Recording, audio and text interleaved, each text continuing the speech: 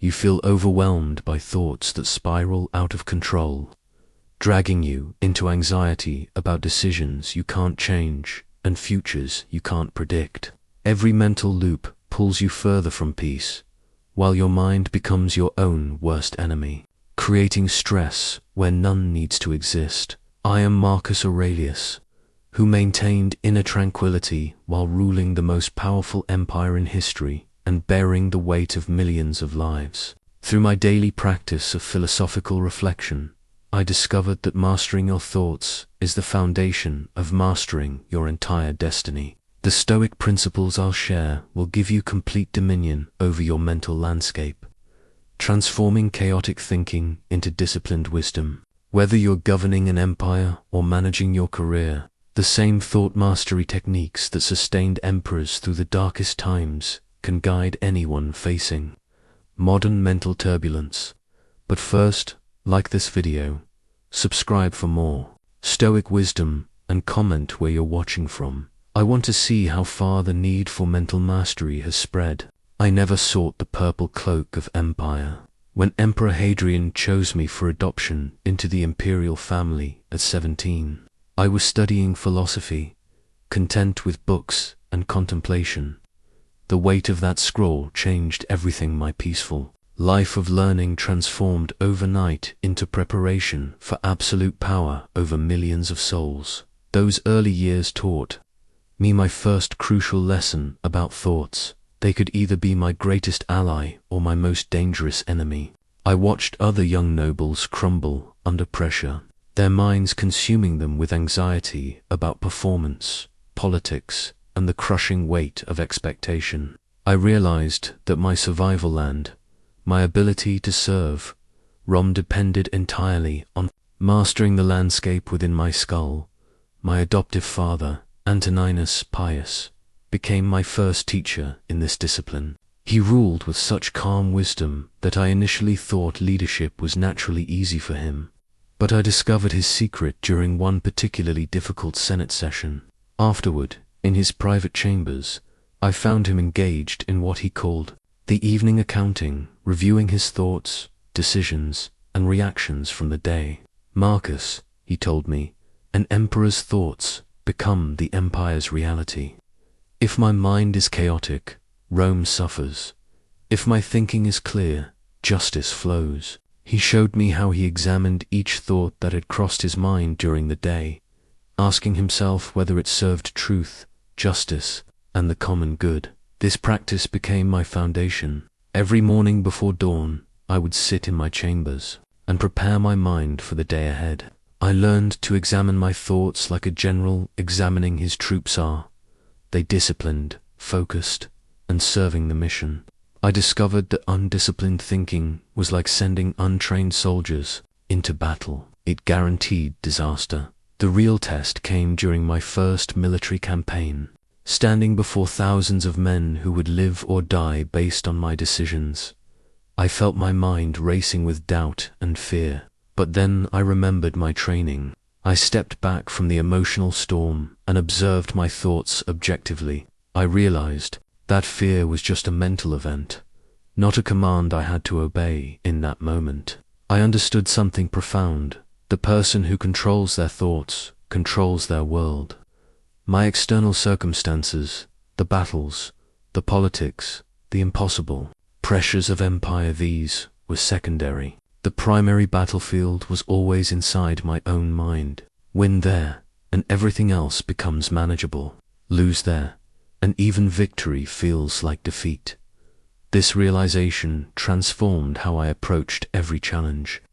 When senators questioned my decisions, instead of reacting defensively, I would pause and examine my thinking. When citizens demanded impossible solutions, rather than feeling overwhelmed, I would return to my mental discipline. The chaos outside could rage, but the citadel within remained calm. I began to see that thoughts are like whether they arise, they pass, they change. But just as a skilled sailor navigates storms by understanding wind patterns, a wise person navigates life by understanding the patterns of their own mind. You don't control whether storms come, but you absolutely control how you respond to them. The Germanic tribes tested every weakness in our defenses along the Danube frontier. Night after night, I studied our fortifications, understanding that the strongest walls meant nothing if the men behind them were mentally unprepared. But it was during those brutal campaigns that I discovered the most important fortress of all, the one that exists within your own mind. I call this your inner citadel. And unlike the stone walls that can be breached by siege engines, this fortress becomes stronger under attack.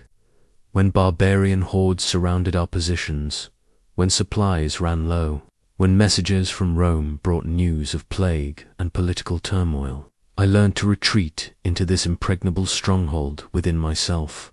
The architecture of this mental fortress is unlike anything built by human hands. Its foundation rests on a simple but revolutionary principle. There exists a space between what happens to you and how you respond to what happens to you. In that space lies your freedom, your power, and your peace. No enemy can touch what exists. In that sacred interval, I remember one particularly dark night when enemy forces had us completely surrounded. My generals were panicking, soldiers were deserting, and the situation appeared hopeless. My mind began generating its usual catalogue of fear's defeat, capture, the fall of Rome itself. But then I applied the discipline I had been developing. I stepped into my inner citadel.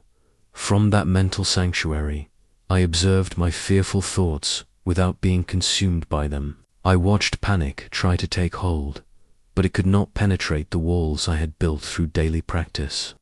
In that inner stillness, clarity emerged. I saw tactical options that fear had hidden from view.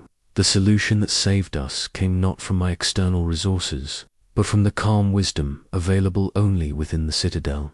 This fortress has 3 essential chambers, each serving a critical function in mental defense. The first chamber is objective observation. Here you watch your thoughts and emotions without judgment.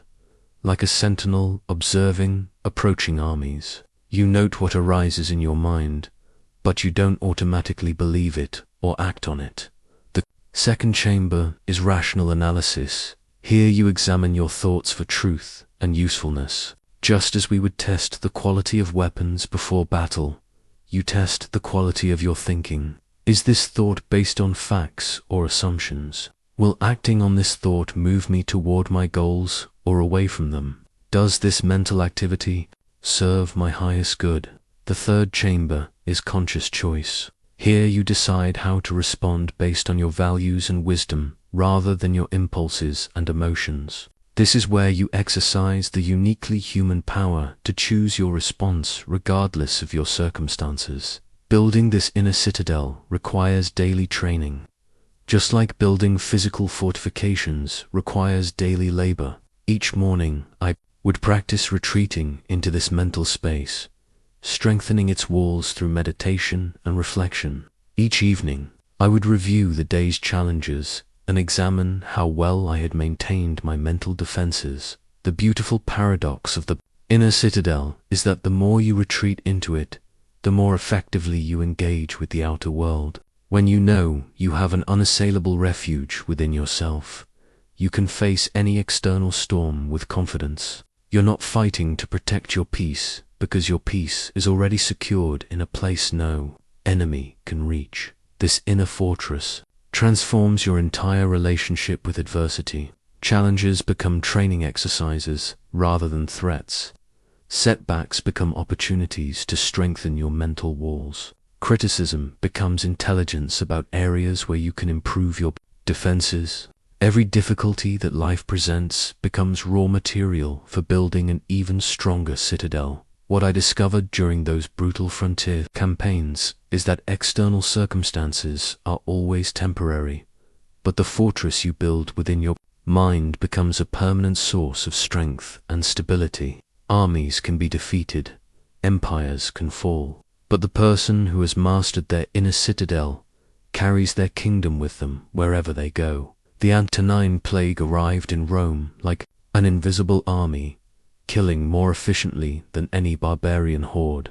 As emperor, I watched my people die by the thousands, while physicians stood helpless. But it was during this crisis that I learned one of the most powerful techniques for mastering thought, the discipline of perception. I discovered that suffering is not caused by events themselves, but by our judgments about events. The plague was a fact, people were dying, the economy was collapsing, fear was spreading through the streets. But the mental anguish that paralyzed many leaders came not from these facts, but from the stories they told themselves about what these facts meant. I trained myself to see events stripped of emotional coloring, like a physician examining symptoms without panic. Instead of thinking this plague will destroy Rome, I learned to observe people are dying at a higher rate than normal.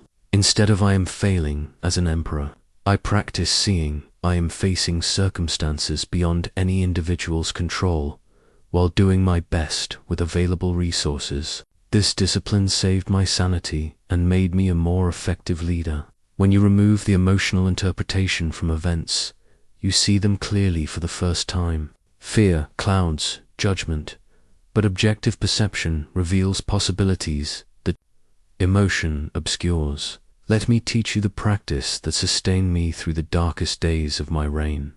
When any challenging event occurs, immediately separate the fact from your interpretation of the fact. Ask yourself, what actually happened? Versus, what story am I telling myself about what happened? For example, if someone criticizes your work, the fact is, person X said negative words about my performance. Your interpretation might be, I am incompetent, or this person hates me, or my career is ruined. But these interpretations are not facts. They are mental additions that create unnecessary suffering. I learned to catch my mind in the act of adding these interpretations. Like a skilled editor reviewing a manuscript, I would cross out the emotional additions and focus only on what was verifiably true. This practice revealed something remarkable. Most of our suffering comes not from what happens to us, but from what we add to what happens to us. During the plague, I practiced describing events in the most neutral language possible. Instead of catastrophic disease, I would think elevated mortality rates.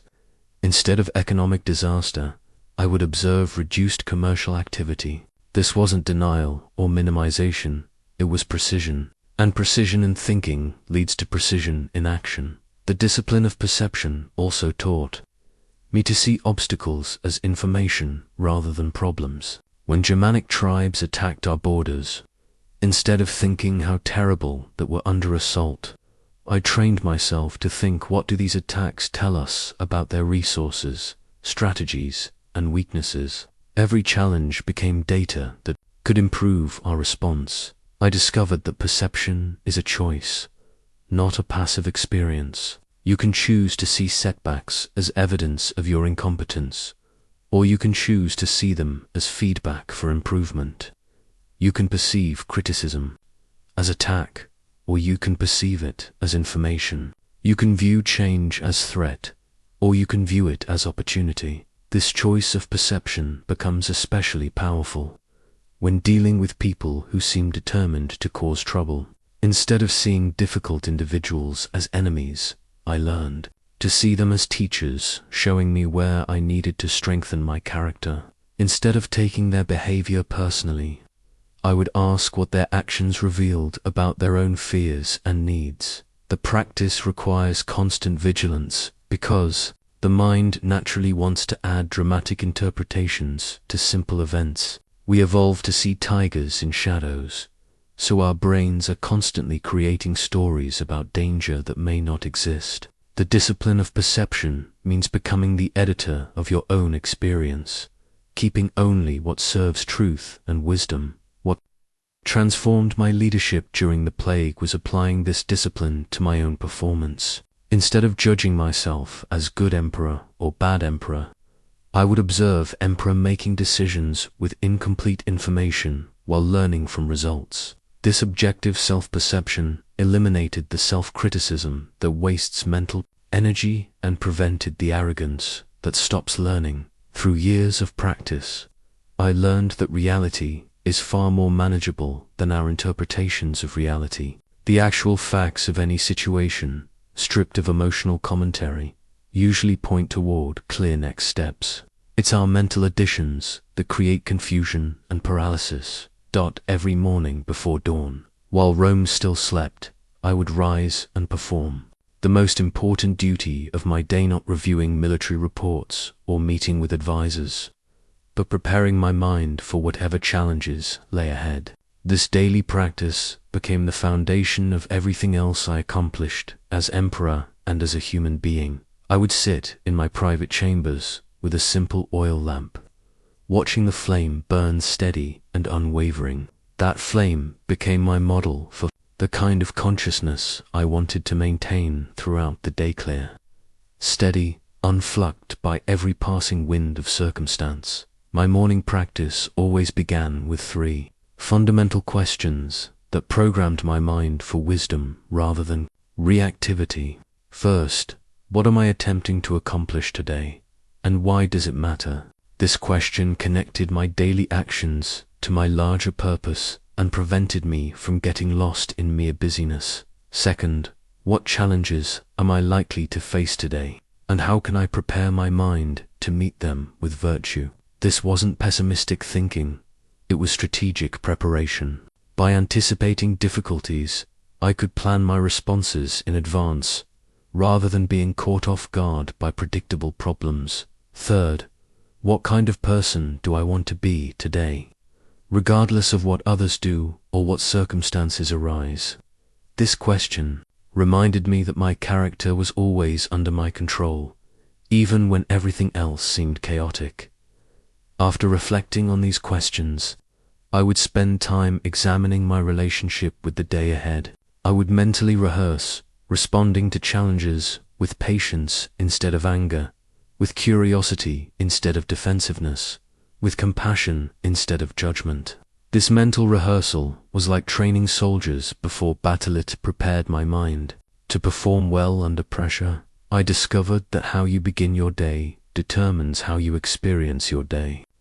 If you start reactive, immediately checking messages, responding to urgent demands, letting external pressures set your agenda, you become a leaf blown by whatever winds arise. But if you start proactive, setting your intention, preparing your mind, connecting with your values, you become the steady center around which events revolve. The most powerful part of my morning practice was what I called philosophical inoculation. Just as physicians use small doses of disease to prevent larger infections, I would use small doses of adversity to strengthen my mental immunity. I would imagine facing the worst possible scenarios and practice maintaining my equanimity. What if Rome falls? I would contemplate this possibility until I could face it without panic, understanding that even empire's end would not diminish the value of living virtuously in the present moment. What if I am betrayed by trusted advisors?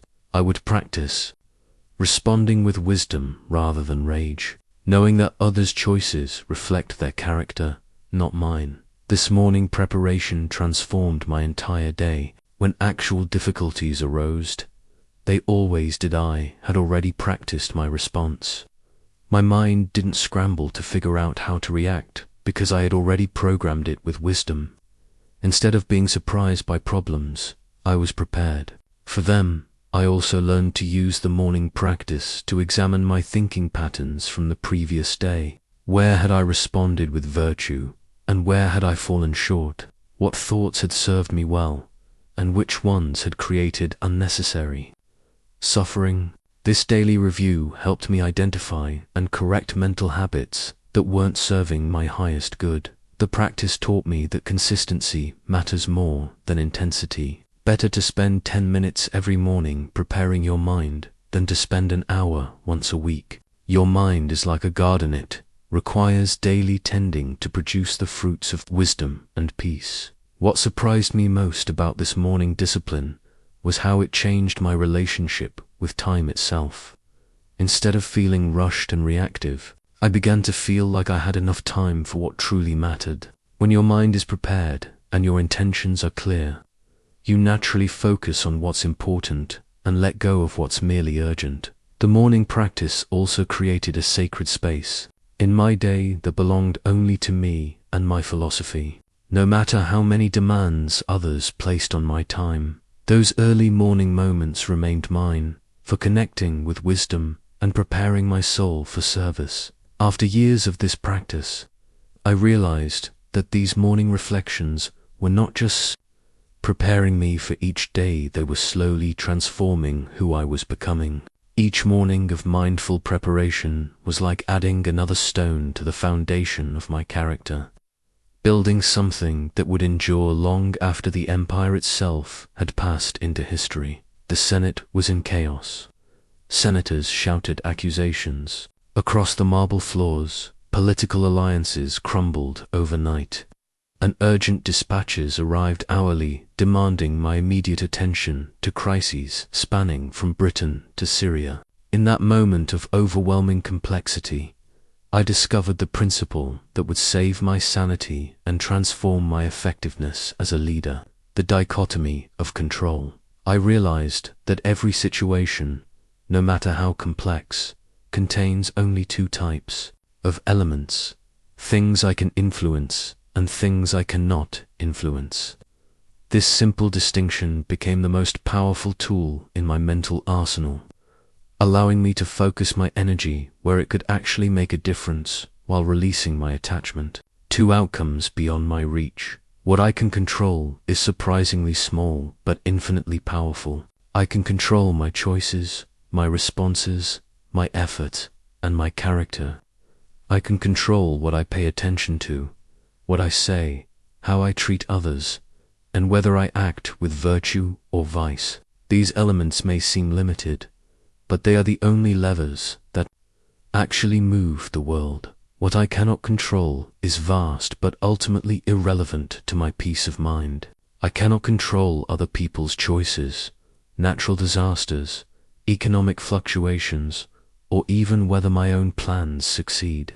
I cannot control the past, which is already written, or the future, which remains unformed. I cannot control whether others appreciate my efforts, or whether history judges me kindly. The liberation that comes from truly accepting this dichotomy is extraordinary. When you stop trying to control the uncontrollable, you discover that you have been wasting enormous amounts of mental energy on futile efforts. That energy, redirected toward what you actually can influence, multiplies your effectiveness exponentially. During one particularly frustrating period, I was dealing with rebellious governors who ignored my directives, whether that delayed crucial supply shipments and a plague that continued spreading despite our best medical efforts. My initial response was to feel overwhelmed by the magnitude of forces beyond my control. But then I applied the dichotomy. I could not control whether the governors would obey, but I could control the clarity and wisdom of my communications to them. I could not control the weather, but I could control our contingency planning for delays. I could not control the plague spread, but I could control how we organized relief efforts and maintained morale. This shift in focus transformed my experience entirely.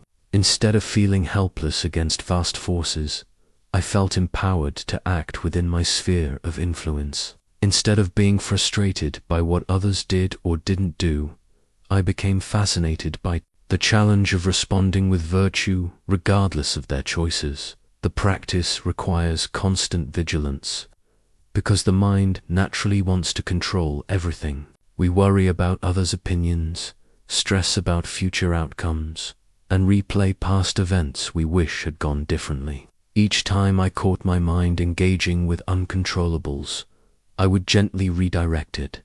That's not your department. What is your department in this situation? I learned to ask different questions. Instead of why did this happen, I would ask how can I respond to this with virtue. Instead of what if things go wrong, I would ask what can I do right now to improve the situation. Instead of why won't people understand, I would ask how can I communicate more clearly. This principle transformed my relationships with difficult people. I could not control whether senators supported my policies, but I could control whether I presented those policies with wisdom and patience. I could not control whether advisors gave me accurate information, but I could control how thoroughly I verified facts before making decisions. The dichotomy of control also changed how I dealt with personal setbacks.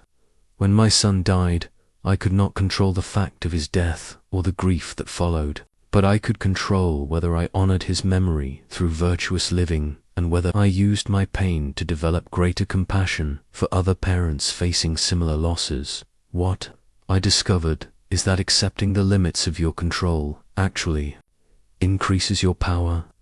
When you stop fighting battles you cannot win, you have more energy for battles you can win. When you stop trying to change others, you become amazingly effective at changing yourself.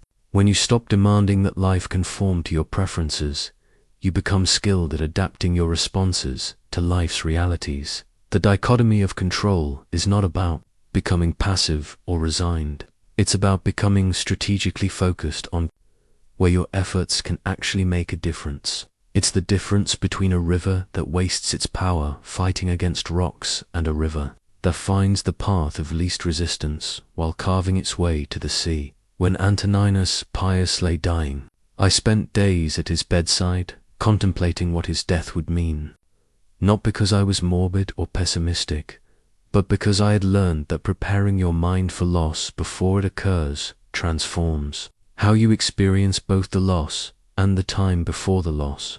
This practice, which I called the premeditation of evils, became one of my most powerful tools for maintaining equanimity. Most people avoid thinking about potential losses because they believe it will make them sad or anxious. But I discovered the opposite is true. When you regularly contemplate losing what you value are health, your loved ones, your position, your possessions, you develop a profound appreciation for having these things in the present moment. You also build mental resilience that serves you well when losses inevitably occur. I would begin each week by imagining various setbacks that might occur. What if I lost my health? What if trusted advisors betrayed me? What if barbarians overran our defenses? What if the people lost faith in my leadership?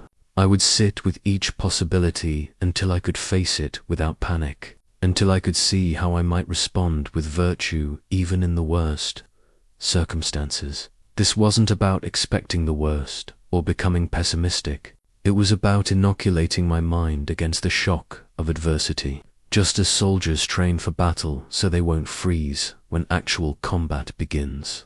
I trained my mind for loss so I wouldn't be paralyzed when actual losses occurred. The practice revealed something beautiful about the nature of appreciation. When you truly contemplate losing your eyesight, you begin to see colors more vividly. When you imagine losing your mobility, you feel grateful for every step you take. When you consider the death of loved ones, you treasure your conversations with them more deeply. I remember practicing this meditation with my own life. What if I died tomorrow? How would I want to be remembered? What would I regret not having done? This contemplation didn't make me morbid, made me more purposeful. It clarified what truly mattered and motivated me to live more intentionally while I had the chance. The technique also transformed my relationship with material possessions. I would imagine losing my wealth, my palaces, my imperial privileges. What would remain if all external trappings were stripped away? This practice taught me to hold things lightly, to enjoy them while they lasted, but not to need them for my happiness. When I actually faced major losses, the death of children, military defeats, political betrayals, found that my prior contemplation had prepared me to respond with wisdom rather than despair. The shock was lessened because I had already worked through the emotional impact in advance. I could grieve appropriately without being overwhelmed, learn from setbacks without being crushed. Negative visualization also improved my decision. Before committing to any course of action, I would imagine what could go wrong, not to paralyze myself with fear, but to plan for contingencies. What if our military campaign fails? What if our diplomatic negotiations break down? What if our economic policies have unintended consequences? This mental preparation allowed me to make bolder decisions because I was prepared for various outcomes. The practice taught me that security comes not from avoiding loss, but from knowing you can handle loss with dignity. When you've mentally rehearsed facing your worst fears, ordinary setbacks become manageable. When you've contemplated losing everything, smaller disappointments lose their power to disturb your peace. I learned to apply this technique to daily frustrations as well. Before entering any potentially difficult situation, a Senate meeting, a military council, a public appearance, I would imagine the worst possible outcomes. What if senators reject my proposals? What if generals question my strategy? What if citizens boo my speeches? By preparing mentally for these possibilities, I could engage authentically without being attached to specific outcomes. The paradox of negative visualization is that contemplating loss leads to greater enjoyment of what you have. When you regularly imagine your life without your health, your relationships, your abilities, you stop taking these gifts for granted. Every healthy day becomes precious. Every conversation with loved ones becomes meaningful. Every opportunity to serve becomes sacred. What surprised me most about this practice was how it increased my courage. When you've mentally prepared for the worst that can happen, you become willing to take risks that serve the greater good. You stop being paralyzed by fear of failure because you've already accepted that failure is possible and survivable. Through years of practicing negative visualization, I learned that the anticipation of loss is often worse than the actual experience of loss. Our imagination amplifies suffering beyond what reality delivers. When you prepare mentally for adversity, you often discover that you're stronger and more resilient than you believed possible. During the darkest moments of my reign, when problems seemed insurmountable and pressures felt crushing, I would practice an exercise that never failed to restore my perspective. I would imagine rising above Rome, above the Mediterranean, above the earth itself, until I could see my troubles from the viewpoint of the cosmos.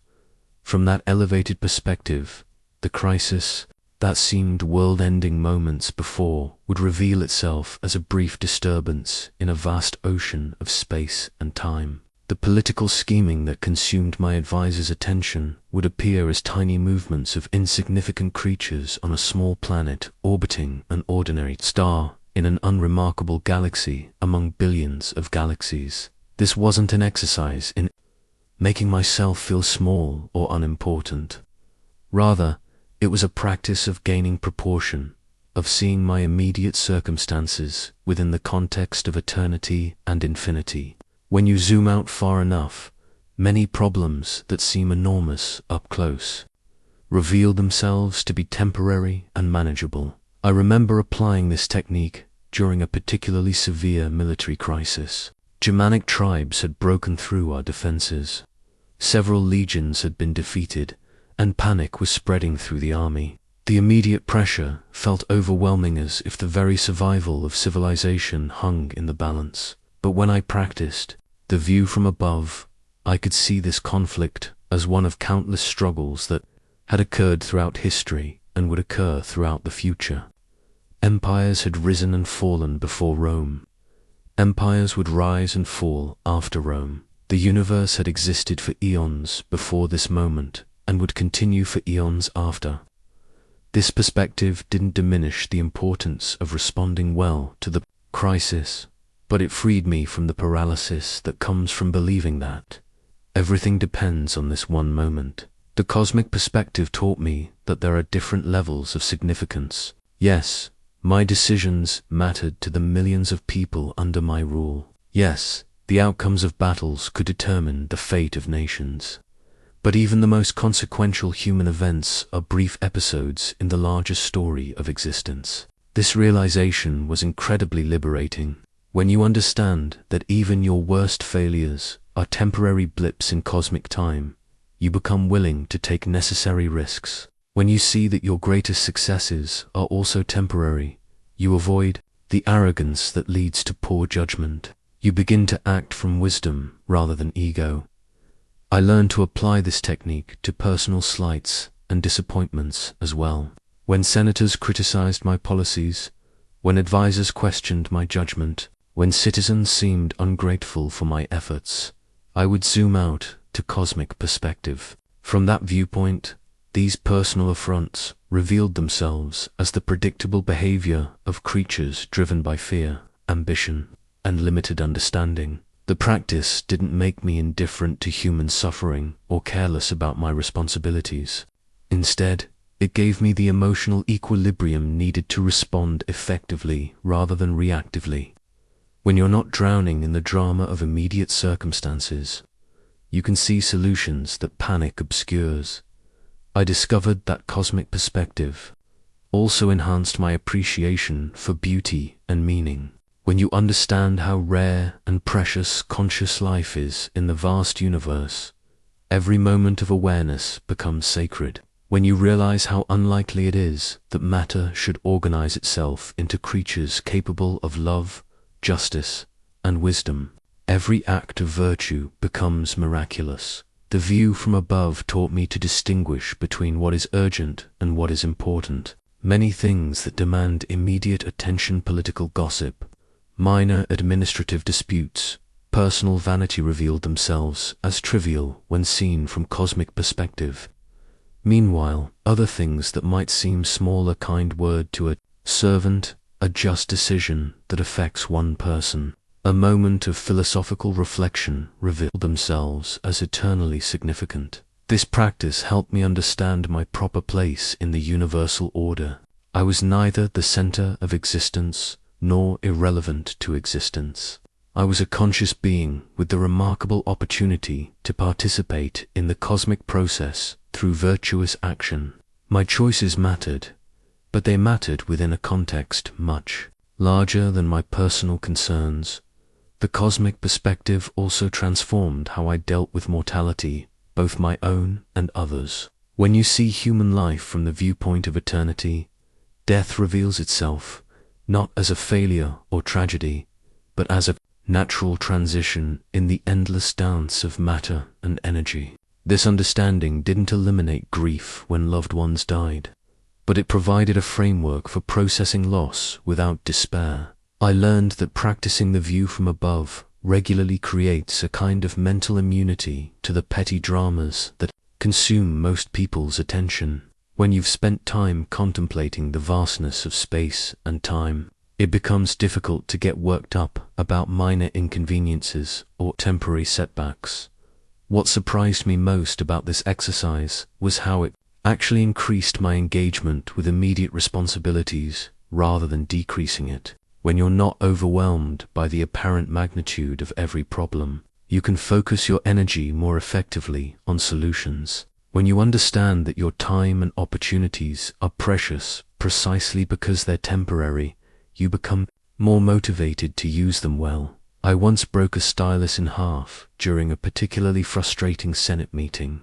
A minor incident, but it taught me a profound lesson about the nature of anger and the cost of losing mental composure. That broken stylus, which I carefully repaired and kept as a reminder, became a symbol of how easily we can damage what we value when we allow emotion to override wisdom. Anger, I learned, is temporary madness. In those moments when rage takes control, you literally become a different person, one who makes decisions your rational self would never approve. The things you say, the actions you take, the judgments you make while angry are inevitably ones you'll need to repair or regret later. As emperor, I could not afford the luxury of uncontrolled anger. When I lost my temper, people died. When my emotions overrode my judgment, bad policies were enacted. When I spoke in anger, allies became enemies, and enemies became more entrenched in their opposition. The stakes of emotional self-control were measured in human lives and the stability of civilization itself. But anger is seductive because it feels righteous and powerful. When someone betrays your trust, anger seems like the appropriate response. When injustice occurs, Rage feels like moral clarity. When things don't go according to plan, fury appears to be strength. I had to learn that these feelings, no matter how justified they seemed in the moment, were always counterproductive. The first step in mastering anger was learning to recognize it before it took full control. Anger doesn't appear instantaneously, builds like a fire, starting with small sparks of irritation. I trained myself to notice these early warning signs: the tightening in my chest, the quickening of my pulse, the shift in my breathing. Catching anger in its early stages made it much easier to redirect. I developed a practice I called the pause. Whenever I felt anger beginning to rise, I would create a moment of space before responding. I would take 3 slow breaths, remind myself that this emotion was temporary, and ask what response would serve the situation best, rather than what response would satisfy my outrage. The pause revealed something crucial: most situations that trigger anger are not actually about you. The senator who challenges your policy is defending his own political position. The advisor who questions your judgment is protecting his reputation. The citizen who complains about your decisions is expressing his fears and frustrations.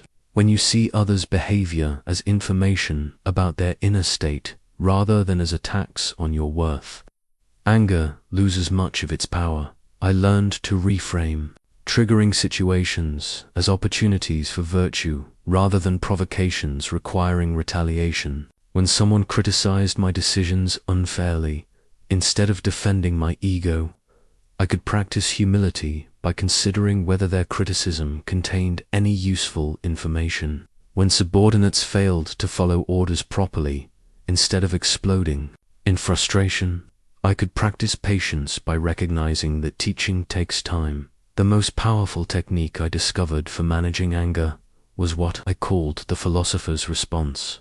Instead of asking, "How dare they?" I would ask, "What would a wise person do in this situation?" Instead of, "How can I make them pay?" I would ask, "How can I respond in a way that improves the situation?" This shift from reactive emotion to proactive wisdom transformed every challenging interaction. I also learned that anger often masks other emotions that are more vulnerable and therefore harder to acknowledge. Beneath my rage at incompetent subordinates was fear that their failures reflected poorly on my leadership. Beneath my fury at political opposition was hurt that my efforts weren't appreciated. When I could identify and address these underlying emotions directly, the anger would often dissolve on its own. The practice of managing anger taught me that emotional mastery is not about suppressing feelings, but about choosing how to express them constructively. There were times when firm words or decisive action were necessary, but these could be delivered with controlled intensity rather than uncontrolled rage. A sword guided by wisdom cuts cleanly. A sword swung in anger causes unnecessary damage. Discovered that people respond much better to controlled strength than to explosive anger. When I addressed problems with calm authority rather than furious outrage, subordinates were more likely to learn from their mistakes rather than simply avoiding me in the future. When I disagreed with advisors using reasoned arguments rather than emotional attacks, they were more likely to reconsider their positions. What surprised me most about mastering anger was how much energy it freed up for constructive purposes. Anger is exhausting. It consumes mental and physical resources that could be directed toward solving problems. When I stopped wasting energy on emotional reactions, I had more capacity for creative thinking and strategic planning. The broken stylus I kept on my desk served as a daily reminder that anger always breaks something: relationships, trust, judgment, or simply the peace of mind that makes wise decisions possible. Every time I felt rage beginning to rise, I would look at that repaired stylus and remember that whatever satisfaction anger might provide in the moment would require costly repairs later. Through years of practice, I learned that anger is always optional. You cannot control what others do, but you can always control how you respond to what others do. This realization transformed my experience of leadership and my relationships with everyone. Around me in my private garden stood an ancient sundial that became my greatest teacher about the nature of time. Watching its shadow move across the marble face throughout the day, I realized that only one point ever truly existed, the precise moment where light met stone. The past positions were memory, the future positions were imagination, but reality existed only in that moving shadow of now. This observation revolutionized how I approached both leadership and life. I had been living mostly in my mind, replaying yesterday's mistakes, anticipating tomorrow's challenges, planning next year's campaigns, while the only time I could actually influence anything was slipping by unnoticed. The present moment, I discovered, is where all power resides. Most of my suffering came from mental time travel. When I worried about future scenarios that might never occur, I created anxiety in the present. When I replayed past decisions I wished I had made differently, I generated regret that served no constructive purpose. Meanwhile, the actual moment I was living with its opportunities for wise action and conscious experience passed by unappreciated. I began practicing what I called temporal anchoring, deliberately returning my attention to what was happening right now. During conversations with advisors, instead of thinking about the next meeting or yesterday's problems, I would focus completely on what was being said in this moment. This presence transformed my ability to listen, understand, and respond wisely. The practice revealed that most problems exist only in mental projections of time. The crisis I was dreading next month wasn't actually happening now. The mistake I made last week couldn't be changed now. But my response to current circumstances could be shaped by wisdom and virtue if I stayed anchored in present reality. I learned to ask myself a simple question whenever anxiety or regret arose. What, specifically, is wrong with this exact moment? Not what might go wrong later, not what went wrong before, but what is actually problematic right now. Most of the time, the present moment itself was perfectly manageable, even pleasant. The suffering existed only in my mental departures from now. This practice transformed my experience of even difficult situations. During tense negotiations with hostile senators, I would anchor myself in present awareness, the feeling of my feet on the marble floor, the sound of voices echoing in the chamber, the weight of my toga on my shoulders. This grounding in immediate sensation prevented my mind from spiraling into worst-case scenarios and kept me available for whatever responses the situation actually required. Present moment awareness also enhanced my appreciation for simple pleasures that I had been overlooking. The taste of wine at dinner, the warmth of sunlight streaming through windows, the satisfaction of reading a well-crafted sentence. These experiences were always available but only accessible.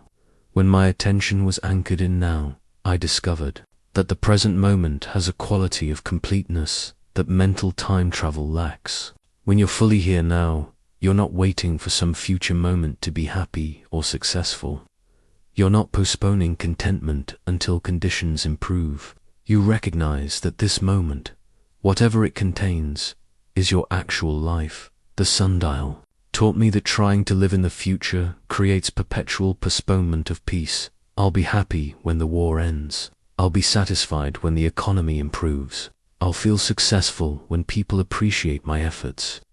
But the future never arrives. It's always one step away, always just beyond the current moment. Peace and satisfaction are only available now. Similarly, trying to live in the past creates ongoing psychological suffering that serves no useful purpose. I couldn't change my past decisions, but I could learn from them and apply that wisdom to present choices. I couldn't resurrect the dead, but I could honor their memory through virtuous action in the current moment. Present moment awareness transformed my approach to decisions. Instead of being paralyzed by all the possible future consequences of my choices, I would gather the information available now, apply the wisdom I had now, and make the best decision possible with current resources. I learned to trust that future moments would bring their own opportunities for course correction. The practice also improved my relationships dramatically. When I was fully present, with people really listening to their words, noticing their emotions, responding to what they were actually saying, rather than what I expected them to say, the quality of our interactions deepened significantly.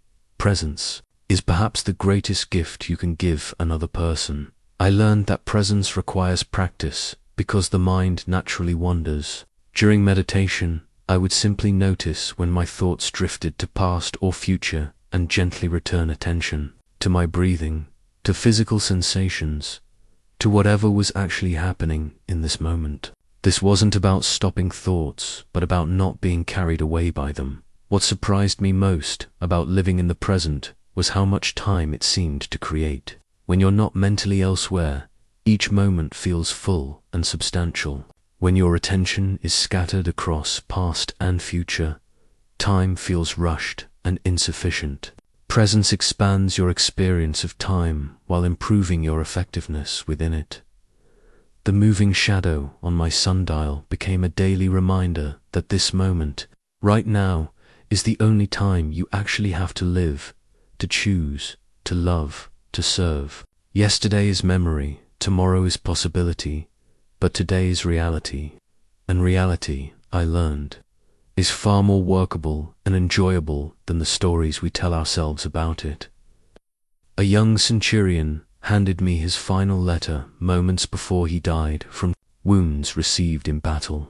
His words, written with a shaking hand, contained more wisdom about living than most philosophical treatises I had studied. Caesar, he wrote, knowing I will die soon has taught me what truly matters. I regret the time I wasted on petty grudges and meaningless worries. Tell my family I finally understand that love is the only thing worth accumulating. That letter transformed my relationship with mortality. Instead of viewing death as an enemy to be feared or ignored, I began seeing it as the wisest advisor I would ever have. Death, I realized, is the great teacher of priorities, the ultimate clarifier of what matters and what doesn't. I made it my practice to begin each day by acknowledging that this might be my last, not in a morbid way, but as a reminder to live fully and intentionally. When you truly accept that your time is limited, you stop wasting it on trivialities. You stop postponing important conversations, meaningful actions, and expressions of love until some imaginary future when conditions will be perfect. The contemplation of death revealed how much energy I had been squandering on concerns that wouldn't matter on my deathbed. Would I care about political gossip when drawing my final breath? Would Senate rivalries seem important when facing eternity? Would the size of my palace matter when leaving this world? Death's perspective stripped away everything non-essential and revealed what was truly worth my limited time. This practice taught me to live with what I called deathbed clarity while still healthy and active. I would regularly ask myself, if I knew I would die in 1 month, how would I spend that time? What would I say to loved ones? What would I want to accomplish? What would I stop worrying about? These questions guided my daily choices and helped me avoid the trap of living as if I had unlimited time. Death also became my teacher about courage. When you've truly accepted your mortality, many fears lose their power over you. The fear of failure seems less important when you realize that everyone who has ever lived has ultimately failed to avoid death. The fear of criticism diminishes when you understand that both you and your critics will soon be forgotten. The fear of loss becomes manageable when you recognize that everything is temporary anyway. I learned to use death as a motivation for virtue rather than a source of despair. Knowing that my character would be the only thing I could take with me when I died, I became more committed to developing wisdom, justice, courage, and temperance. Knowing that my influence on others would outlast my physical existence, I became more careful about what kind of example I was setting. The contemplation of mortality also transformed my relationships. Instead of taking loved ones for granted, I began treating each interaction as precious because it might be our last. Instead of holding grudges, I practiced forgiveness because life was too short to waste on resentment. Instead of competing with others, I focused on appreciating them because we were all fellow travelers on a brief journey. Death taught me about the proper scale of problems. The crisis that seemed overwhelming today would be irrelevant to me once I was dead. The setback that felt devastating this week would be forgotten within generations. This perspective didn't make me careless about my responsibilities, but it freed me from the anxiety that comes from treating temporary problems as permanent disasters. I discovered that accepting death actually enhanced my enjoyment of life. When you know that your ability to see sunsets is limited, each sunset becomes more beautiful. When you realize that your opportunities to taste good wine are numbered, each sip becomes more precious. When you understand that your time for meaningful work is finite, each day becomes more purposeful. The practice also taught me about legacy in a different way than I had previously understood it. Instead of worrying about whether history would remember my name, I focused on whether my actions were contributing to the sum total of wisdom and goodness in the world. Instead of building monuments to my ego, I tried to build character in myself and inspire virtue in others. Death showed me that the quality of my days mattered more than the quantity. Better to live 1 year with full awareness, deep love, and consistent virtue than to live 100 years in unconscious routine, shallow relationships, and moral compromise. The centurion who died young but with clarity had lived more fully than many who reach old age without ever truly awakening. I learned to see each day as a complete life in miniature. Just as a life well lived leaves the world better than it found it, a day well lived leaves you better than you began it. Just as a good death requires no regrets about how life was spent, a good sleep requires no regrets about how the day was used. What surprised me most about befriending death was how it increased my vitality rather than diminishing it. When you stop taking life for granted, you engage with it more fully. When you accept that everything is temporary, you appreciate what you have more deeply. When you make peace with ending, you become free to truly begin. On my finger, I wore a simple ring engraved with 4 words: wisdom, justice, courage, temperance. These cardinal virtues became my compass when everything else seemed uncertain. While wealth could be stolen, health could fail, and reputation could be destroyed, my character remained entirely under my control. I learned that virtue is the only possession that cannot be taken from you, and the only achievement that grows stronger through use. Early in my reign, I believed that success meant accumulating external goodseeks, expanding the empire, increasing prosperity, gaining the admiration of citizens. But I discovered that these external achievements, no matter how impressive, could never provide lasting satisfaction because they depended on factors beyond my control. Markets could crash, enemies could attack, public opinion could shift, but my commitment to virtue remained constant. Wisdom became my foundation, the virtue of seeing clearly and thinking soundly. I practiced distinguishing between what seemed true and what was actually true, between popular opinion and sound judgment, between clever arguments and genuine understanding. Wisdom meant admitting when I didn't know something rather than pretending expertise I lacked. It meant learning from mistakes rather than defending them. It meant seeking truth even when truth was uncomfortable. Justice guided my interactions with others, treating each person according to their worth as a human being, rather than their usefulness to me. This meant protecting the weak even when they couldn't repay the favor, telling the truth even when lies would be more convenient, and keeping promises even when circumstances changed. Justice meant remembering that my power existed to serve others, not to satisfy my own desires. Courage enabled me to act on my convictions, despite opposition, uncertainty, or risk. This wasn't just physical bravery in battle, but moral courage in daily decisions, speaking unpopular truths, defending righteous causes, facing criticism without compromising principles.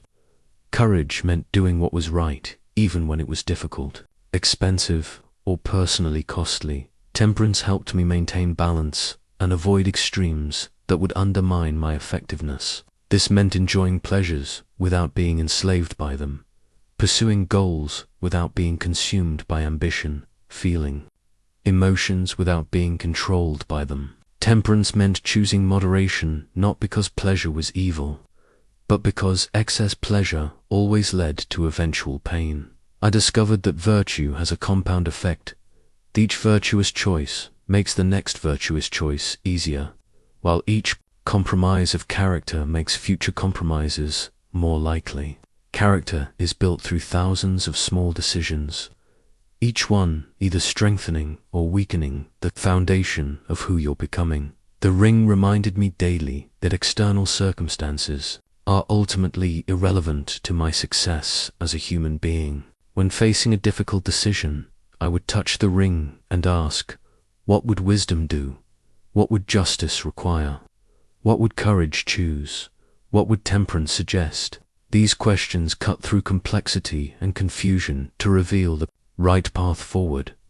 Virtue also provided unshakable inner stability that no external force could disrupt. When senators criticized my policies, I could remain calm because my worth wasn't determined by their approval. When military campaigns failed, I could maintain perspective because my character wasn't measured by outcomes beyond my control. When citizens seemed ungrateful, I could continue serving because virtue is its own reward.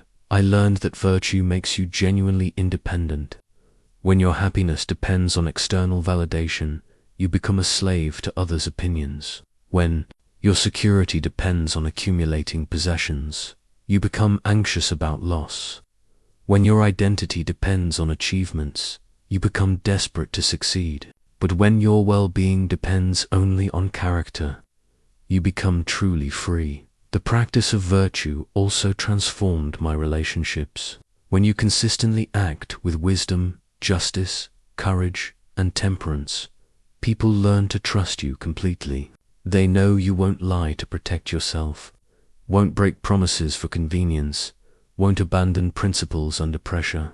This trustworthiness creates deep relationships that survive conflicts and misunderstandings.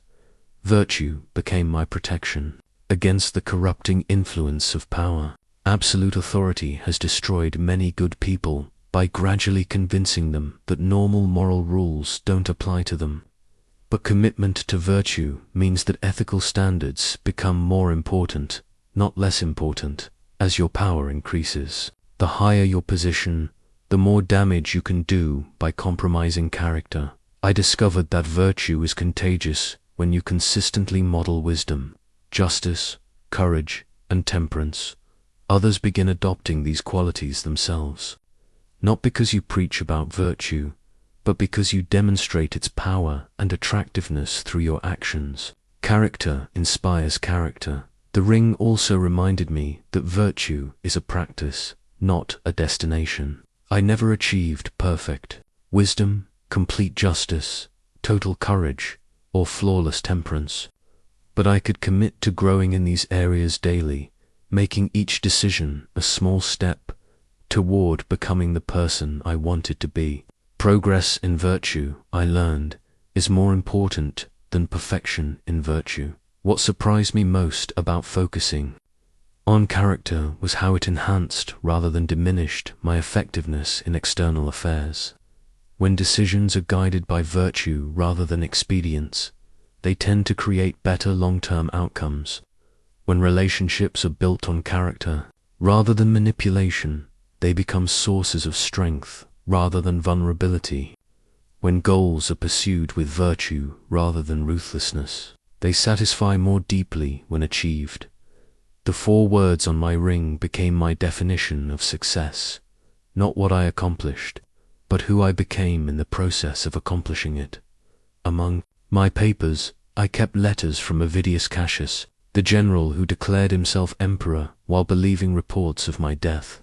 His correspondence revealed a man driven by ambition, fear, and misguided loyalty to what he thought was best for Rome. Reading his words taught me that even those who betray you are usually acting from their own internal logic, their own pain, their own limited understanding of what's right. This realization transformed how I dealt with difficult people. Instead of taking their behavior personally or responding with anger, I began seeing problematic individuals as wounded creatures acting from their wounds. This perspective didn't excuse harmful behavior, but it enabled me to respond more strategically and with less emotional damage to myself. I learned to ask different questions when facing difficult people. Instead of, why are they doing this to me? I would ask what pain or fear is driving this behavior. Instead of, how can I make them stop? I would ask what response would serve the situation best. Instead of, why can't they see reason? I would ask, what would it feel like to be in their position? The practice revealed that most difficult behavior comes from one of 3 sources: ignorance, fear, or pain. People act badly when they don't understand the consequences of their actions, when they're afraid of losing something important to them, or when they're trying to avoid or escape emotional suffering. Understanding these motivations allowed me to craft responses that addressed root causes rather than just symptoms. With ignorant behavior, education was often the solution. When senators opposed policies they didn't fully understand, patient explanation usually won them over.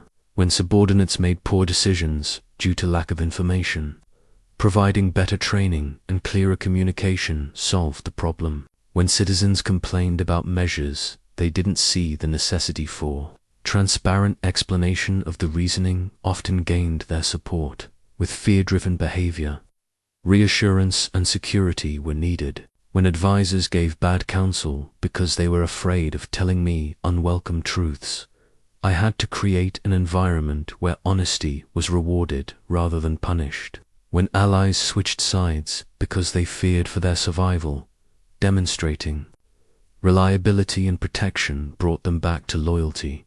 With pain-driven behavior, compassion and patience were required. When people lashed out because they were grieving, stressed, or feeling powerless, responding with kindness rather than retaliation often transformed the relationship entirely. When subordinates became defensive because they felt unappreciated, acknowledging their contributions usually resolved the conflict. I developed what I called the difficult person practice. When someone was causing problems, I would spend time trying to understand their perspective as completely as possible. What pressures were they under? What did they need that they weren't getting? What fears were driving their choices? This exercise almost always revealed something that changed how I approached the situation. The practice taught me that you cannot control other people, but you can influence them by controlling yourself.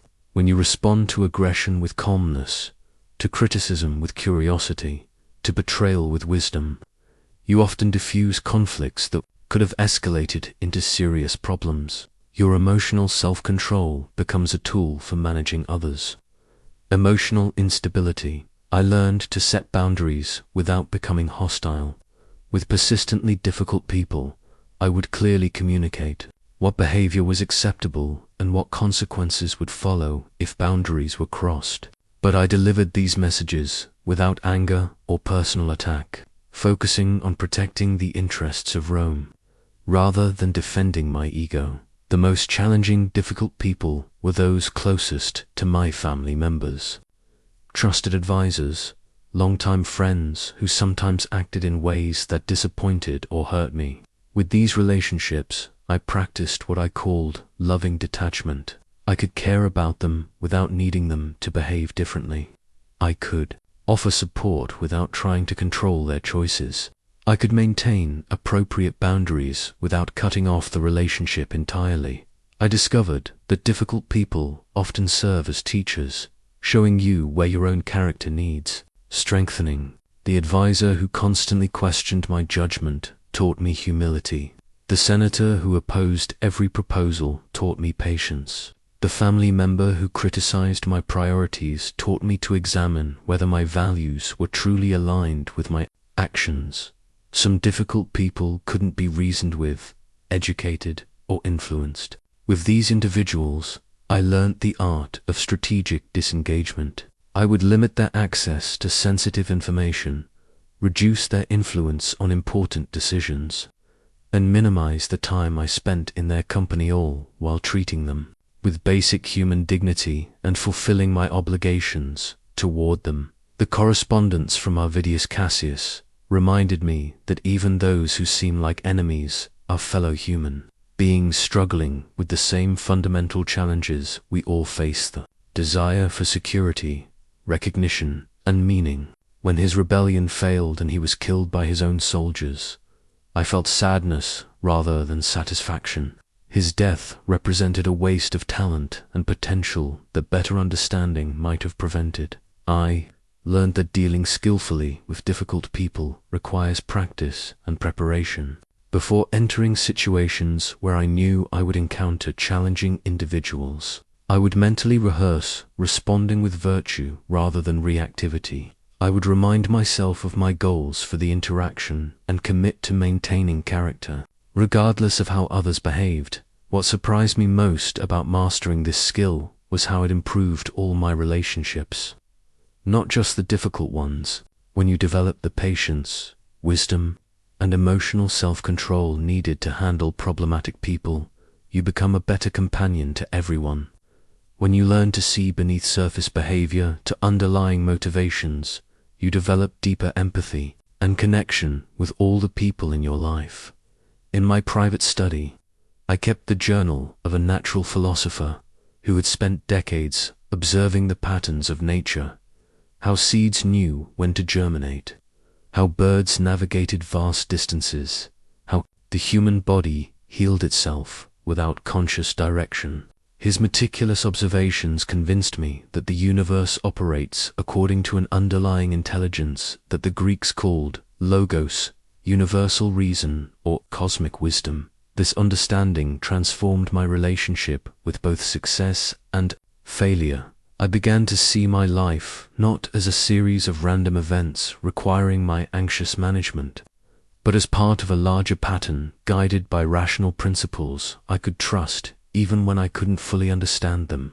This wasn't passive fatalism, but active cooperation with forces larger and wiser than my limited perspective. I learned to distinguish between my personal will, what I wanted to happen based on my preferences and fears, and universal will, what wanted to happen based on the natural unfolding of events. When these two wills aligned, life felt effortless and flowing. When they conflicted, I experienced struggle and resistance. Wisdom meant learning to align my personal desires with the larger pattern rather than fighting against it. This practice required developing what I called cosmic humility, recognizing that my individual perspective was necessarily limited, and that events I initially judged as good or bad often revealed different meanings over time. The military defeat that seemed catastrophic might lead to negotiations that prevented a longer, more costly war. The advisor who betrayed me might have done so because he saw dangers I was blind to. The illness that forced me to rest might have prevented me from making decisions I would have regretted. I began approaching challenges by asking not, how can I force this situation to match my preferences, but what is this situation trying to teach me, and how can I cooperate with what's trying to emerge here? This shift from resistance to collaboration with circumstances dramatically reduced my stress, while often leading to better outcomes than my original plans would have achieved. The concept of logos helped me understand that apparent obstacles often serve the larger pattern in ways I couldn't initially see. When Germanic tribes attacked our borders, my first response was frustration that they were disrupting my plans for domestic reforms. But the military campaigns taught me about leadership under pressure, revealed weaknesses in our defensive strategies, and ultimately strengthened the empire in ways that peaceful times couldn't have accomplished. I learned to see setbacks as course corrections rather than failures. When policies didn't produce expected results, instead of stubbornly persisting or angrily abandoning them, I would ask what information the poor results were providing. What assumptions had been incorrect? What factors had I overlooked? What was the situation teaching me about a better approach? This perspective transformed my relationship with uncertainty. Instead of needing to control outcomes, I could focus on making the best decisions possible with available information and then trusting the larger process to guide what happened next. This didn't make me passive.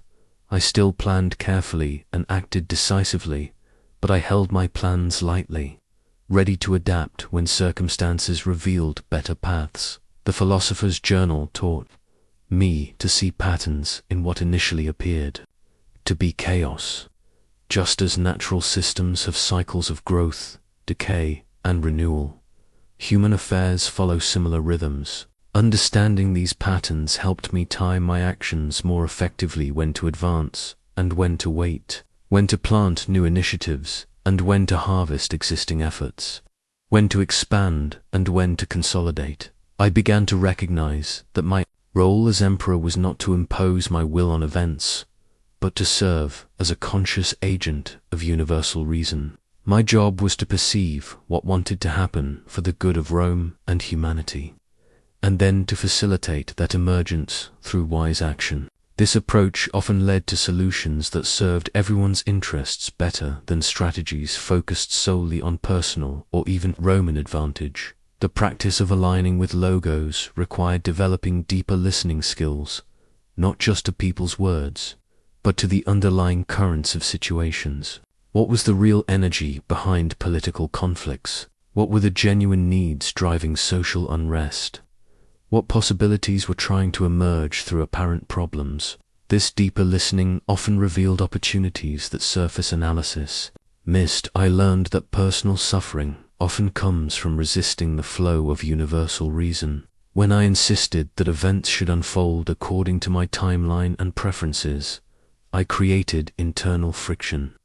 When I accepted that the larger pattern might have wisdom I couldn't see, I found peace even in difficult circumstances. This acceptance didn't mean becoming passive, but rather becoming a more skillful participant in the cosmic process. The concept also changed how I viewed other people's choices, even when those choices seemed to harm me or Rome. Instead of taking their actions personally, I could see them as expressions of their current level of understanding and development. Instead of being angry at their limitations, I could feel compassion for the ignorance and fear that drove destructive behavior. I discovered that when you align your will with universal reason, you often accomplish more with less effort. Projects that serve the larger good tend to attract support and resources naturally. Solutions that honor the deeper patterns of human nature tend to be sustainable. Leadership that flows with, rather than against the logos, tends to be more effective and less exhausting. What surprised me most about trusting universal reason was how it enhanced rather than diminished my sense of personal agency. When you stop fighting against the current, you become a much more skillful swimmer. When you stop trying to control everything, you become much more influential in areas where your efforts can actually make a difference. Asterisk. The mountain pass that our army desperately needed was blocked by a massive rock slide. My engineers declared it impassable. My generals suggested a lengthy detour that would cost us weeks, and my advisors recommended abandoning the campaign entirely. But as I studied the maps in my tent that night, I realized something profound. The obstacle itself could become our solution. We used the fallen rocks to build a more defensible position than the original pass would have provided. The delay forced us to develop better supply lines that served us throughout the campaign. The apparent setback became the foundation for our eventual victory. This experience taught me the most powerful principle I ever learned. The impediment to action advances action, and what stands in the way becomes the way. I began looking at every obstacle as raw material for solutions rather than evidence of failure. When plague devastated our population, instead of simply mourning the losses, we developed better medical practices and more resilient civic institutions. When economic troubles threatened our stability, instead of just tightening spending, we innovated new approaches to trade and taxation that ultimately strengthened our prosperity. This perspective required a fundamental shift in how I defined problems and opportunities. What I had been calling obstacles were actually invitations to develop capabilities I wouldn't have built otherwise. What I had been calling setbacks were actually redirections toward better approaches I wouldn't have discovered if my original plans had succeeded. The practice began with examining my initial emotional response to difficulties. When faced with resistance, my natural reaction was frustration and the desire to force my way through or around the problem. But I learned to pause and ask, what if this obstacle exists specifically to teach me something I need to know? What if this resistance is pointing me toward a better path? I discovered that obstacles often reveal weaknesses in plans that would have caused bigger problems later if left unaddressed. When advisors opposed my proposals, their resistance sometimes exposed flaws in my reasoning that improvement made my final decisions much stronger. When citizens complained about new policies, their objections often highlighted unintended consequences that revision prevented. The key was learning to see obstacles as information rather than opposition. When you encounter resistance in any form, political, physical, financial, or personal, that resistance is telling you something important about reality that your current approach isn't accounting for. Instead of trying to overpower the resistance, you can use it to refine your strategy. This principle transformed how I dealt with personal limitations as well. When I recognized that my natural impatience was creating problems in negotiations, instead of being frustrated by this character flaw, I used it as motivation to develop patience. When I discovered that my tendency toward intellectual pride was alienating advisors, instead of defending this trait, I transformed it into intellectual humility that made me a better leader. I learned to ask specific questions when facing any obstacle. What capability does overcoming this challenge require me to develop? What knowledge does solving this problem force me to acquire? What strength does meeting this resistance build in my character? These questions transformed every difficulty into a training ground for growth. The mountain pass incident taught me that apparent obstacles often contain the exact resources needed to transcend them. The rocks that blocked our path became the materials for our fortification. The delay that seemed devastating became the time we needed for better preparation. The problem contained its own solution, but only when we stopped fighting against it and started working with it. This approach worked equally well with interpersonal challenges. When dealing with hostile senators, instead of trying to overpower their opposition, I would listen carefully to understand what legitimate concerns their hostility revealed. Often, addressing these underlying issues transformed opponents into allies. Their resistance became the pathway to better policies and stronger coalitions. I discovered that obstacles test your commitment to your goals and often reveal whether those goals are worth pursuing. Easy objectives might not develop the character needed to handle their achievement responsibly. Difficult challenges forge the wisdom and strength required to use success well. The struggle to reach your destination often matters more than the destination itself. The practice required distinguishing between obstacles that should be transformed and obstacles that should redirect you entirely. Some resistance indicates that you're on the wrong path and should change course. Other resistance indicates that you're on the right path but need to develop better approaches. Wisdom lies in recognizing the difference I learned that the size of the obstacle often corresponds to the size of the opportunity. Small problems require small adaptations that produce minor improvements.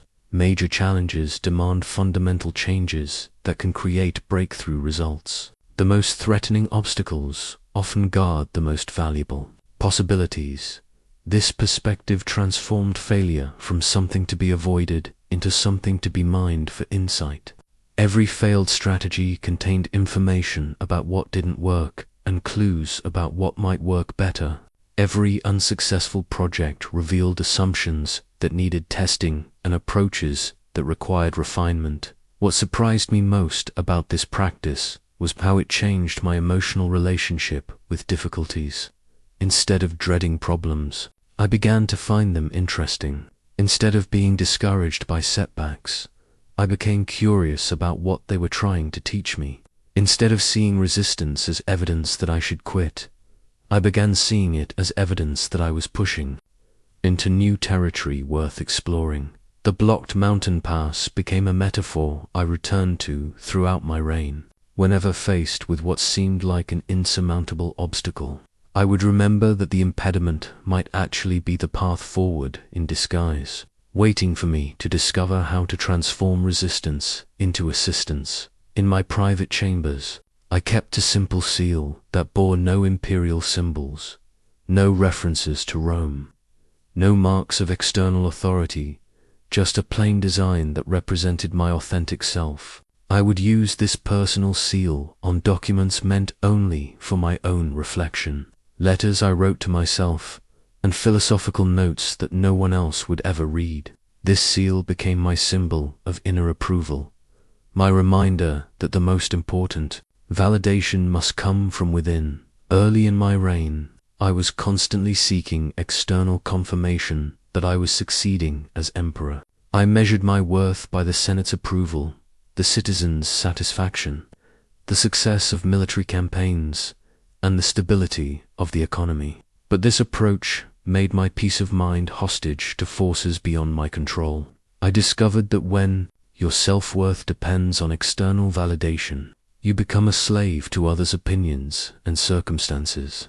Fluctuations. The turning point came during a period when everything seemed to be going wrong simultaneously. Military setbacks, economic troubles, political opposition, and personal criticisms created a chorus of disapproval that overwhelmed my confidence. In that dark moment, I realized I had been living by an external scorecard that would never provide lasting satisfaction because it was always changing based on factors I couldn't control. I began developing what I called my inner scorecard, a set of internal standards that measured my worth based on things I could actually influence. Instead of asking, are people happy with my decisions, I learned to ask, am I making decisions based on wisdom and virtue? Instead of, are my policies succeeding, I asked, am I governing with justice and the common good in mind? Instead of, do people respect me, I asked, am I living up to my own values? This shift required learning to distinguish between my performance and my worth as a person. I could evaluate my actions objectively, what worked, what didn't, what could be improved without making these evaluations a judgment on my fundamental value. A bad decision didn't make me a bad person. It made me a person who had learned something valuable about making better decisions. The inner scorecard freed me from the exhausting cycle of seeking approval and fearing criticism. When senators opposed my policies, I could listen to their concerns without becoming defensive because my worth wasn't being threatened. When citizens complained about difficult but necessary measures, I could maintain perspective because I knew I was acting from principle rather than popularity. I learned to create my own metrics for success that aligned with my values rather than external expectations. How consistently was I applying Stoic principles to daily challenges? How often was I choosing wisdom over convenience? How well was I maintaining equanimity under pressure? These internal measures gave me a reliable way to evaluate my progress that didn't depend on others' approval. The practice required developing what I called moral independence, the ability to do what I believed was right, even when it was unpopular, misunderstood, or criticized. This didn't mean becoming arrogant or ignoring feedback, but rather maintaining my own center while considering others' perspectives. I could be influenced by wisdom from any source without being controlled by the need for universal approval. Discovered that self-approval based on character rather than achievement was much more sustainable than validation based on external success. Achievements could be taken away by circumstances, but virtue strengthened with practice. Popularity could fluctuate with changing conditions, but integrity remained constant regardless of others' opinions. The inner scorecard also transformed how I dealt with mistakes and failures. Instead of being devastated by public criticism or defensive about errors, I could use setbacks as information for improvement. When policies failed, I would examine what the failure taught me about better approaches rather than what it said about my competence as a leader. This practice improved my decision-making dramatically. When you're not constantly worried about how choices will be received, you can focus on making decisions based on their merit rather than their popularity. When you're not afraid of criticism, you can take necessary risks that serve the greater good even when they might be personally costly. I learned that true confidence comes from knowing you're living according to your deepest values, not from others' confirmation that you're succeeding. When your self-respect is based on character rather than accomplishment, you become unshakable in the face of setbacks and immune to the corrosive effects of both criticism and flattery. The personal seal reminded me daily that my relationship with myself was the most important relationship I would ever have. If I couldn't approve of my own choices and character, no amount of external validation would provide lasting satisfaction. But if I could maintain self-respect based on virtue, no amount of external criticism could undermine my fundamental peace.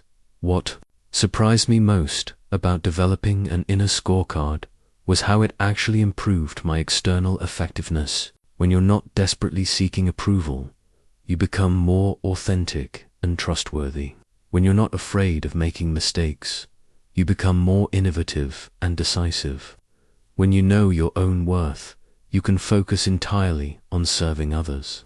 Rather than protecting your ego, the plain seal became my daily reminder that the only approval I truly needed was my own, based on whether I was living up to the person I wanted to become, rather than the person others expected me to be. As I prepared the documents for transferring power to my successor, I realized that the most important inheritance I could leave wasn't territorial or financial. It was the invisible empire built by thoughts, choices, and character.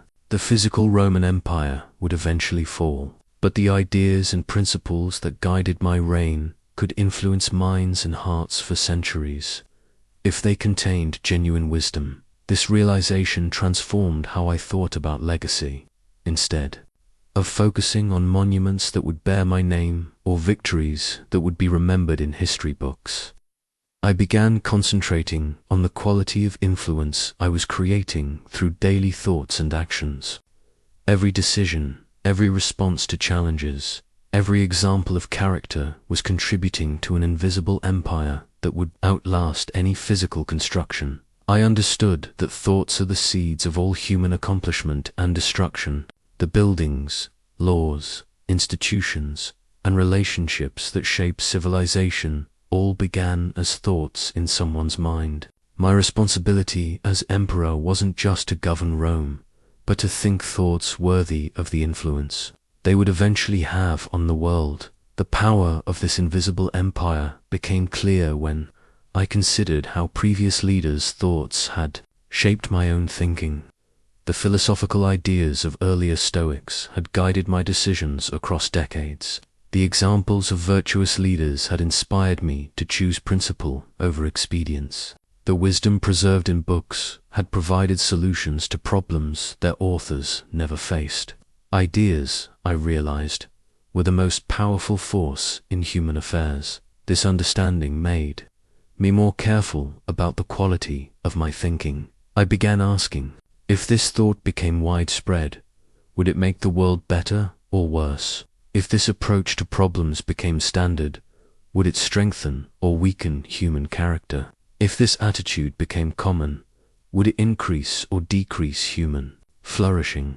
I discovered that every thought you think contributes to the collective human consciousness. When you choose wisdom over ignorance, virtue over vice, love over fear, you strengthen these qualities not just in yourself, but in the invisible network of influence that connects all minds. When you practice patience, you make it easier for others to be patient. When you choose courage, you inspire courage in those who observe your example. The documents I was preparing reminded me that formal power is temporary, but the influence of character is permanent. My authority as emperor would end with my death, but the principles I embodied would continue influencing people who had never heard my name. A just decision I made today might inspire someone centuries later to choose justice in their own circumstances. Learned to see my daily choices as votes for the kind of world I wanted to exist. Each time I responded to criticism with grace rather than anger, I was voting for a more graceful world.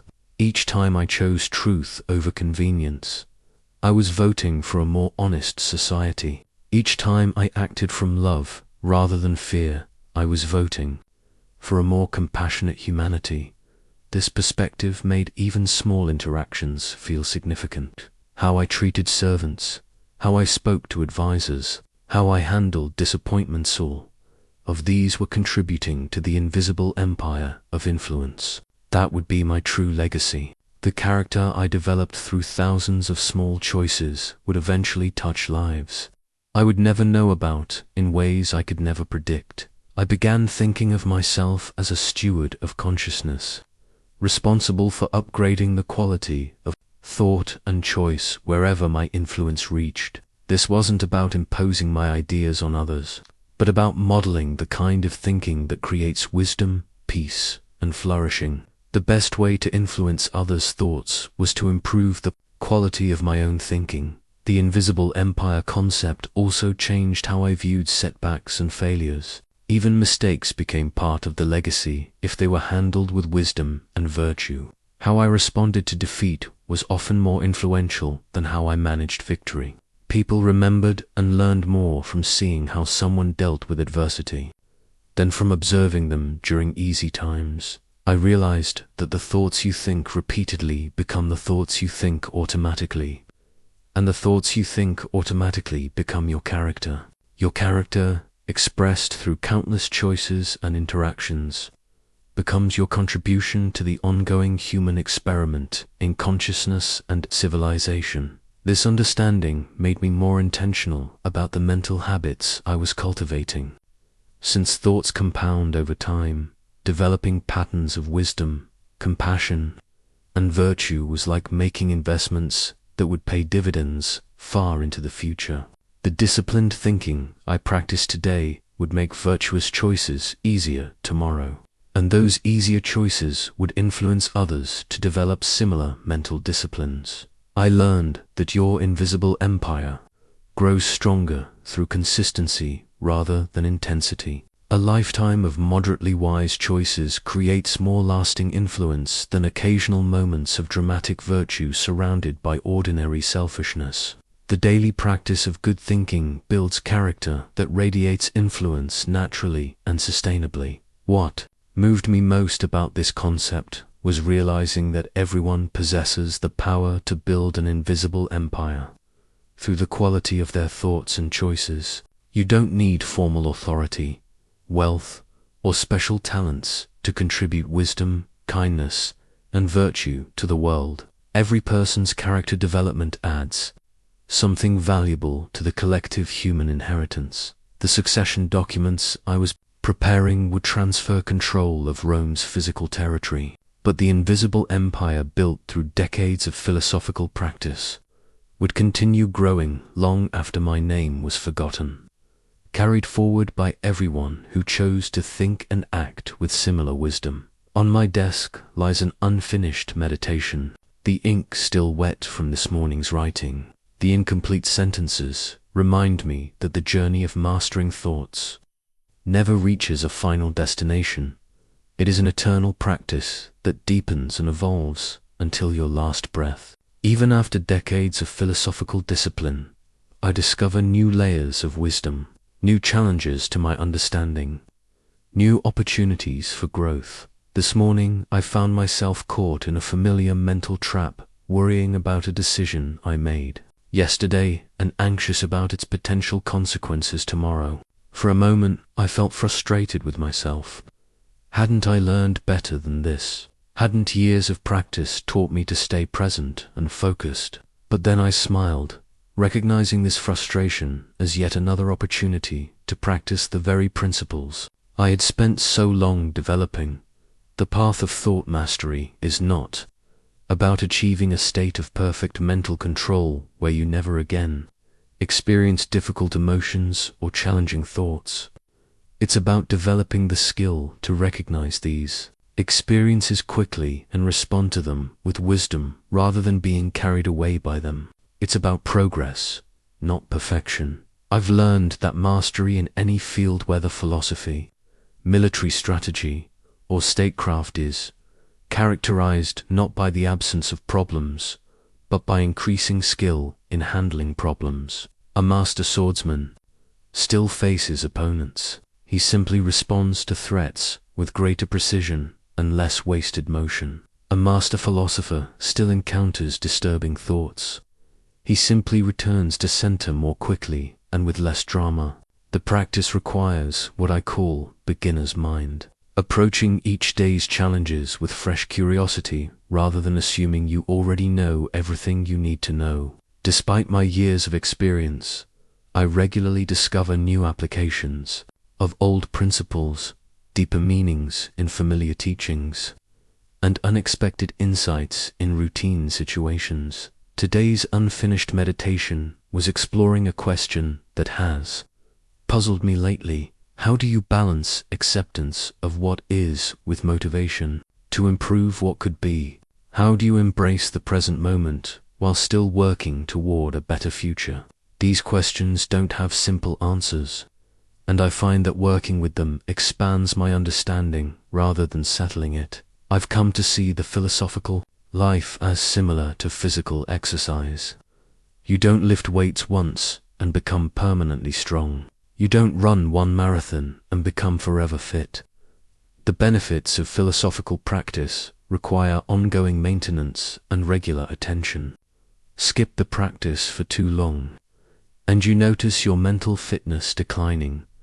But this need for continuous practice isn't a burden, it's what keeps life interesting and meaningful. Each day brings new opportunities to apply wisdom, new situations that test your character, new chances to grow in virtue. The fact that the journey never ends means the adventure never becomes boring. The incomplete meditation reminds me that even my understanding of fundamental principles continues evolving. What I thought I knew about patience at age 20, I understood more deeply at 40 and comprehend with greater nuance now. The same words, courage, justice, wisdom, temperance, contain layers of meaning that revealed themselves only through years of practice and life experience.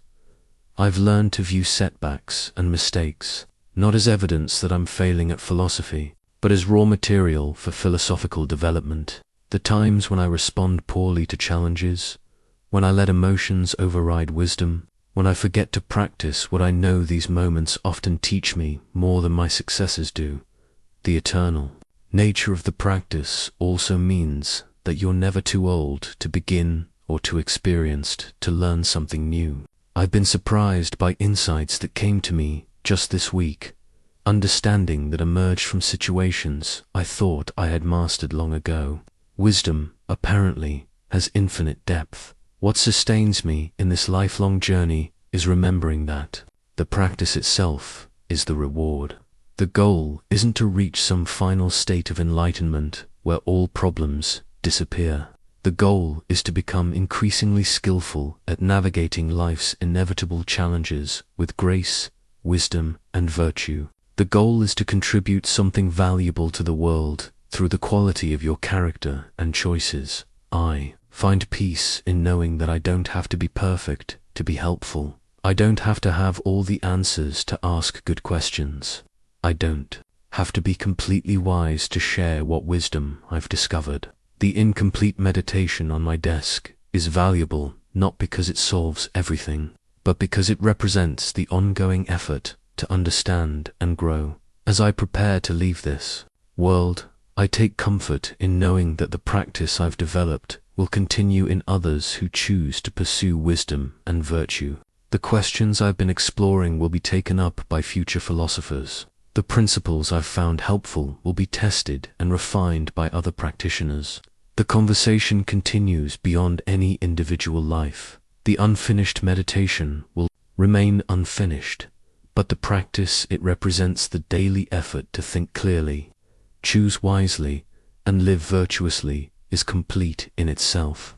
Each moment of conscious awareness, each choice for virtue over vice, each thought aligned with wisdom rather than folly, is both perfect as it stands and part of an infinite journey of growth. Your coronation as master of your thoughts doesn't happen when you achieve some impossible standard of mental perfection. It happens the moment you choose to take responsibility for your inner life and commit to the eternal practice of conscious, virtuous living.